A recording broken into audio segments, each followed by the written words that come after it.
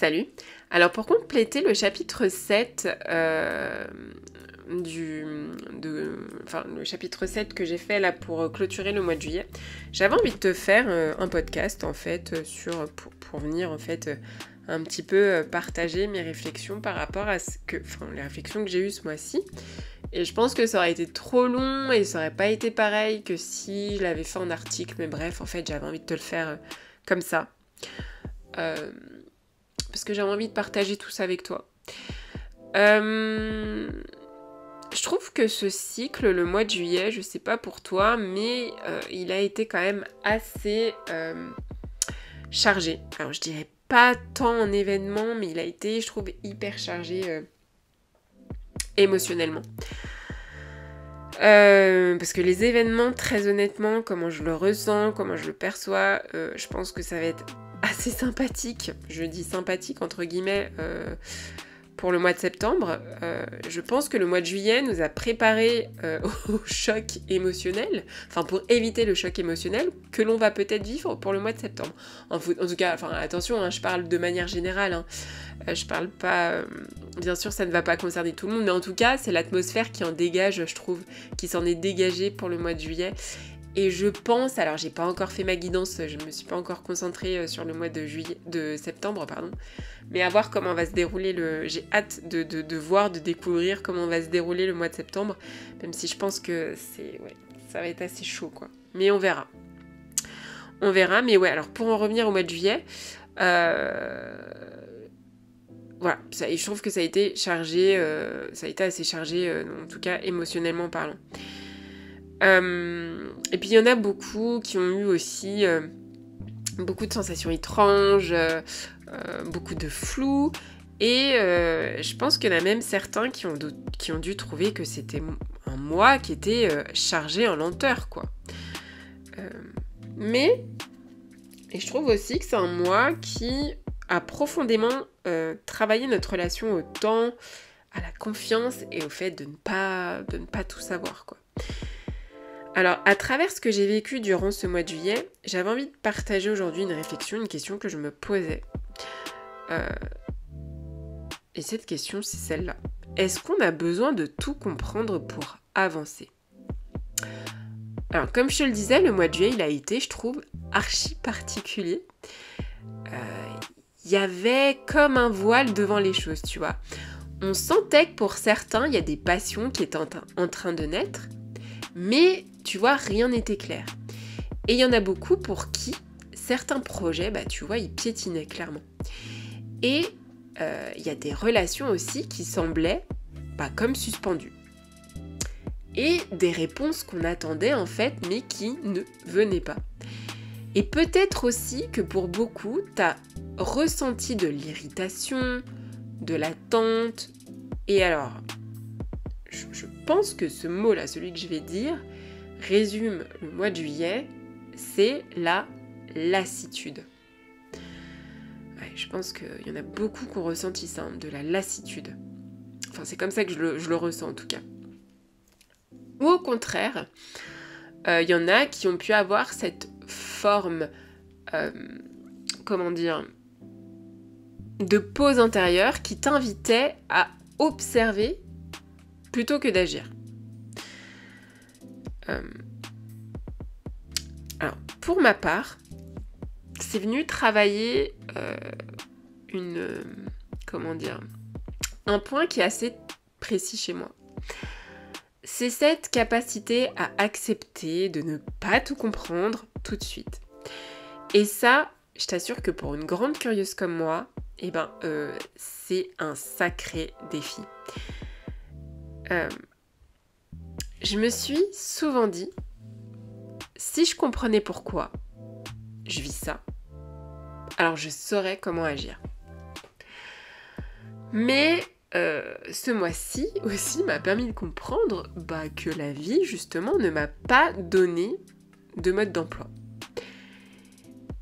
Mais par contre, ce que fait la vie, elle nous donne du silence. Et surtout, elle nous donne de l'attente. Comme si, tu vois, on te disait, mais sois patient. Tout est en train de se transformer.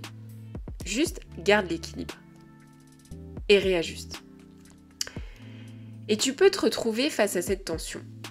C'est-à-dire, est-ce que je peux avancer quand même si j'ai pas toutes les cartes en main? Ou alors, est-ce que je peux faire confiance en ce que je ressens sans avoir d'explication logique? Alors, en fait, ce brouillard t'oblige à écouter autrement. Parce que, en fait, faut se poser la question, mais si ce flou faisait partie du chemin?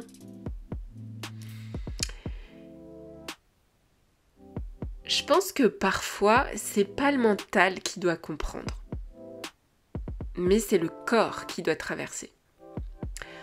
Je pense vraiment que le flou, c'est pas une erreur. Pour moi, le flou, c'est vraiment cette zone de maturation, tu vois. Je le vois un peu comme une chambre noire où dedans, tu as les images de ton futur qui sont encore en train de se développer. Je peux te donner un exemple.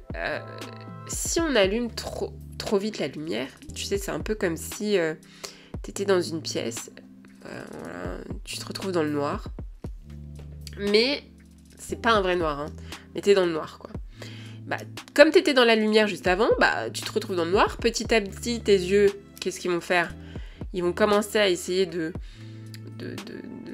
s'adapter, d'apercevoir ce qui se trouve dans la pièce, à essayer de trouver des repères. Voilà. J'ai envie de te dire, donc justement, n'essaie pas de chercher d'allumer la lumière trop vite tout de suite. Laisse le temps à tes yeux de s'accommoder de ton atmosphère, de ce qui t'entoure, tu vois. Et de pouvoir enfin trouver tes repères pour ensuite trouver le meilleur chemin pour allumer la lumière. Parce que si tu fais pas ça, qu'est-ce qui va se passer? Bah, tu vas vouloir aller trop vite, parce que t'as peur, parce que pour 50 000 raisons, mais tu vas te faire mal. Tu vas te prendre une chaise, un meuble, enfin, voilà. Et au final, ben... tu te seras fait mal parce que tu n'auras pas laissé le temps à tes yeux de s'accommoder, de s'acclimater de ce qui se trouve autour de toi et de trouver les repères, les bons repères pour en fait ne pas te faire mal, quoi, et d'allumer enfin la lumière pour mieux voir. Voilà. Bon, je trouve que, enfin, c'est comme ça que moi je le vois, tu vois. Alors peut-être que ce cycle, en fait, il nous a dit, bah, reste encore un peu dans le brouillard, dans le flou. T'es en train de petit à petit de retrouver de la clarté. Et tu utilises les moyens nécessaires pour y voir plus clair, et c'est ok. Mais tu dois passer par là. Alors je te pose une question à toi. Tu peux me répondre en commentaire, hein, si t'as envie, ou tu peux, voilà, ne pas... Mais tu peux aussi partager tes réflexions. Mais est-ce que toi, enfin, comment toi, tu vis ces moments où tu sais pas? Est-ce que tu ressens ce besoin de comprendre avant d'agir? Alors tu vois, ça c'est typiquement moi. Ou alors, est-ce que tu arrives à avancer dans la certitude? Alors peut-être que justement c'est ce que tu vis en ce moment même. Alors, essaie de te poser ces questions. Est-ce que si tu savais déjà au fond de toi, même sans le mental, parce que dans le fond, si tu t'écoutais, tu saurais, quoi. Et si en fait comprendre, bah, ce n'était pas toujours mentaliser, mais ressentir.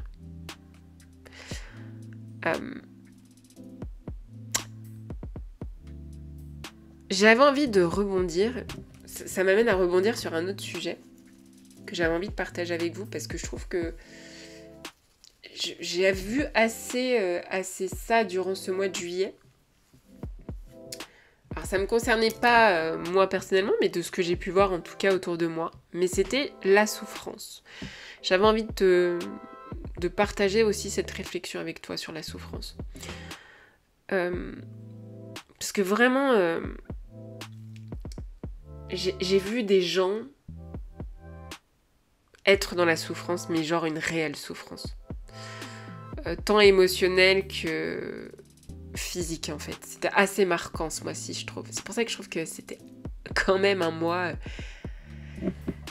assez chargé quand même. En termes d'émotions. Hein. Et souvent, là, en ce moment, j'entends beaucoup, même que ce soit autour de mes amis ou peu importe, mais tout est juste. Enfin, ouais. Bah, en fait, j'avais envie de pousser un truc un peu plus loin. Parce que, en fait, là, je me suis dit, ouais. Et j'étais la première à le dire, hein, tout est juste, quoi. Sauf que là, en fait, ce mois-ci, comme je me suis retrouvée confrontée à des personnes qui étaient dans une réelle souffrance, mais qu'elles soient physiques et mentales, bah là, en fait, ma position de Sarah, d'humaine, quoi, enfin, celle qui prend pas la distance, enfin, qui se retrouve face à cette souffrance, bah là, je me suis dit, ben, il n'y a absolument rien de juste dans la souffrance. Mais rien. Ah, non. Je trouve que c'est pas juste de mourir jeune. Je trouve que c'est pas juste de voir son corps dépérir alors que on veut vivre. Je trouve que c'est pas juste de donner toute sa vie aux autres et de finir seul ou brisé. Et je trouve que c'est encore aussi pas juste de survivre à sa famille. Alors, je dis ça parce que je trouve que c'est pas censé être juste dans le sens où la vie, c'est pas une machine qui distribue des prix au mérite, en fait. La vie, c'est vraiment un mystère. Mais, du coup, est-ce que dans l'injustifiable, eh ben, il peut y avoir du sacré? Je trouve que, en fait, dans ce que j'ai vu, par rapport à ces personnes-là, et même par rapport à ces personnes que j'ai vues dans la souffrance, même dans le passé, je me dis, bah, quand tout s'effondre, bah, il reste parfois une étincelle de conscience. Un regard vers l'essentiel. Tu vois, c'est un peu ce moment suspendu où je pense que tu ressens que tu es encore vivant alors que tu te retrouves au bord du vide. Alors, attention, je dis pas qu'il s'agit de dire merci à la maladie ou au drame. Mais ce que je me dis, c'est que parfois, au cœur de l'inacceptable, ben, il y a quelque chose qui s'ouvre. Il y a un autre regard sur la vie, sur ce que tu as aimé, sur ce que tu veux transmettre et sur ce que tu n'as jamais osé dire. Je pense pas, parce qu'on pourrait se dire, mais où est le sens dans tout ça? Mais je pense pas que ce soit tant dans le pourquoi, mais dans le comment tu traverses ça en fait. Alors, je trouve qu'il n'y a pas de sens dans la mort d'un enfant ou dans un corps qui pourrit de l'intérieur, dans un massacre.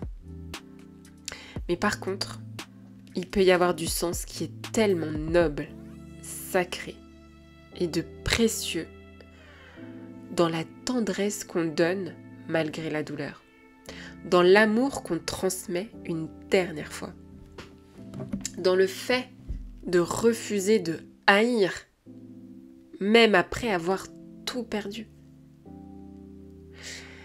Et dans le choix de continuer à aimer, ne serait-ce que juste un jour de plus. En fait, le juste ne se trouve pas toujours dans ce que la vie fait. Mais en fait, peut-être que elle se trouve dans ce que tu en fais alors que t'es brisé. ou dans la trace humaine qui est fragile et belle, mais que tu laisses. Mais t'es pas obligé d'y croire aujourd'hui. Alors, est-ce qu'il existe une sagesse dans ce chaos, au final? Oui, mais elle n'est ni facile, ni immédiate, et elle vient pas comme une réponse, tu vois, qui à retenir. Je pense qu'elle se vit dans le silence. Ça peut être les cris, les larmes. Et aussi, tu sais, dans cet amour qui est totalement inattendu au milieu de la détresse. Alors, je pense que la justice de la vie n'est pas toujours visible à l'échelle humaine. Et justement, tu as certainement dû entendre parler du karma. Alors non, en fait, le karma, c'est pas comme une punition, contrairement à ce que beaucoup croient. Mais en fait, le karma, c'est plutôt comme un tissage qui est invisible. C'est un tissage invisible d'expérience de l'âme. Et dans cette vision, du coup, l'âme ne vit pas une seule vie, mais elle en vit une multitude. Donc, ce qui semble injuste aujourd'hui, ça pourrait être comme une restitution ou une mission que seul le cœur profond peut reconnaître, en fait. Certaines personnes gravement malades, je trouve, et de ce que j'ai vu, elles deviennent des phares pour les autres. Alors quand je dis des phares, c'est par leur manière de rester debout, de transmettre et d'aimer jusqu'au bout, tu vois. Elles incarnent la grâce, je trouve, dans la douleur. Et vraiment, ça transforme ceux qui les entourent. Alors, c'est pas un destin qu'on souhaite, mais je trouve que c'est une voie de lumière dans la nuit, en fait, tout simplement.